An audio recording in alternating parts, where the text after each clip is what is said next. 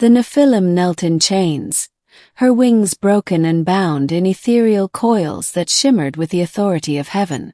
A ring of celestial fire encircled the great plaza of Solus Prime, the last neutral world on the border of divine and mortal space. Her name was Illyra, born of an angel and forged in the crucibles of rebellion. She had once led the charge against the tyrannical thrones of the Ascendant Order, celestial beings who claimed dominion over thousands of worlds.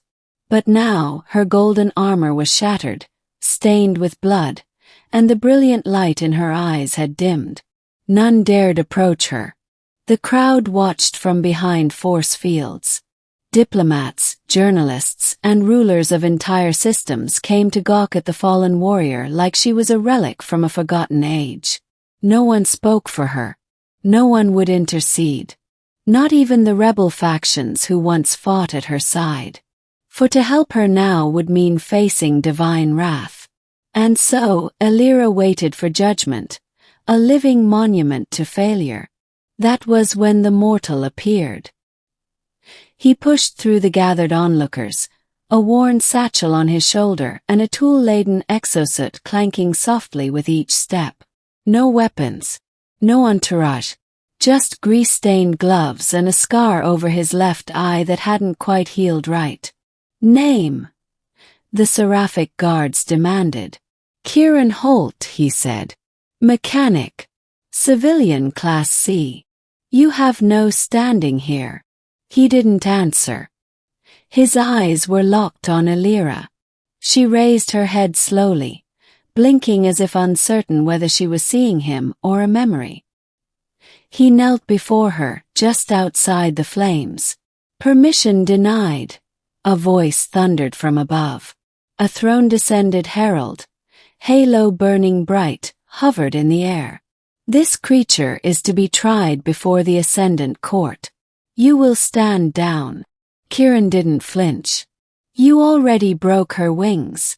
Do you need to crush her soul too?" The herald's eyes glowed white-hot. "She is an abomination, born of heaven and dirt." She turned her sword against the divine. "You question her judgment. I question yours," Kieran replied. "You made her. Then you abandoned her. All she ever did was fight for us." The plaza went silent.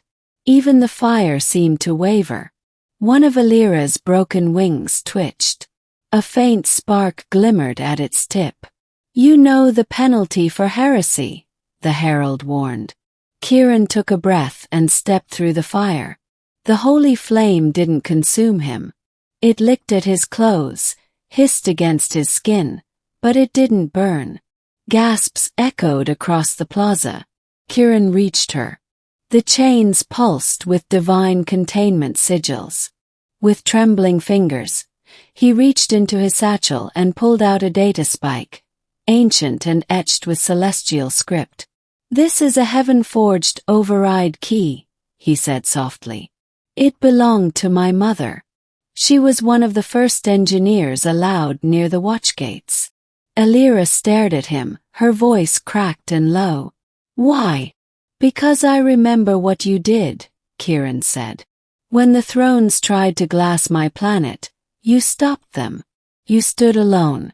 And I swore that if I ever had the chance, I'd stand for you." He pressed the key into the lock. There was a sound like breaking thunder. The sigils shattered. The flames surged and died. The herald descended in fury, spear raised. But before it could strike, Illyra rose. Her eyes burned gold again. The broken wings unfurled, jagged and tattered, yet magnificent. She caught the spear in her bare hand and crushed it into dust. "You will not touch him," she said, voice echoing with celestial force. But even as the onlookers gasped, Illyra faltered. Her body trembled from the effort, her energy all but spent. More angels descended. Their armor glinted with starfire, and their swords were drawn. "She's weak," one hissed. "Take her. I'll buy you time," Kieran whispered. He pulled a plasma cutter from his belt, hardly more than a glorified blowtorch. "You can't fight them," Elira said, half a laugh, half a sob. "No," he said. "But I can make them notice." He stepped forward, arms spread. "Listen to me," he shouted to the crowd. "This woman fought for all of you. When heaven decreed extermination, she defied them. And now you stand here, silent, watching, afraid." The angels advanced. Elira reached toward him. But others were moving now. A woman in diplomatic robes, once a senator from the Hadran coalition, stepped forward. Then a one-eyed general who had served in the resistance. Then a child, barely old enough to walk, whose family Elira had saved during the siege of Tarsus. They stood between her and the angels. "I defy you," the senator said. "So do I," said the general. One by one they came. Civilians, soldiers, even former enemies. The angels hesitated. They looked to the herald. "These mortals choose blasphemy," the herald declared. "No," Kieran said, stepping beside Elira. "We choose justice." The plaza trembled. Above them, clouds parted, and a throne descended. Not a metaphorical throne, but the real kind. Massive, floating, and carved from the bones of stars. On it sat a being of impossible presence. The Seraph King, first of the thrones. His voice boomed like a symphony played backward. "What is this defiance?" Kieran stepped forward, forcing himself not to shake. "This is your legacy," he said. "A warrior you abandoned. People you ruled by fear. We're not your subjects anymore. You speak treason.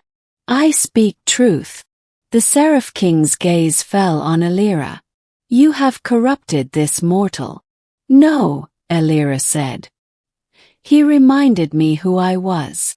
The king raised a hand. "Then I shall end you both."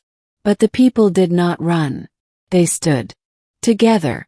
In that moment the impossible happened. The throne cracked. A fissure split its base, and golden ichor spilled into the air. The Seraph King's eyes widened. "No, this is not possible." But it was. Because divinity, it turned out, was not eternal. Not when the mortal heart stood against it. The throne exploded in a blast of light, and when the brilliance faded, the plaza was quiet. Elira knelt once more, wings outstretched. Kieran stood beside her, face scorched, eyes wide. The Seraph King was gone. The remaining angels bowed their heads and vanished. Only silence remained. Weeks passed. The celestial war did not reignite. Without the thrones, the divine realms fractured. Many angels returned to their stars. Others wandered. But Elira stayed. She walked among mortals, not as a goddess or warrior, but as a protector. And Kieran stayed with her. Together they rebuilt. He fixed machines. She mended hearts. And though many still feared the divine, and some whispered warnings in the dark, the story of that day spread to every world. That no one would help the Nephilim warrior, until a mortal defied the divine, and changed everything.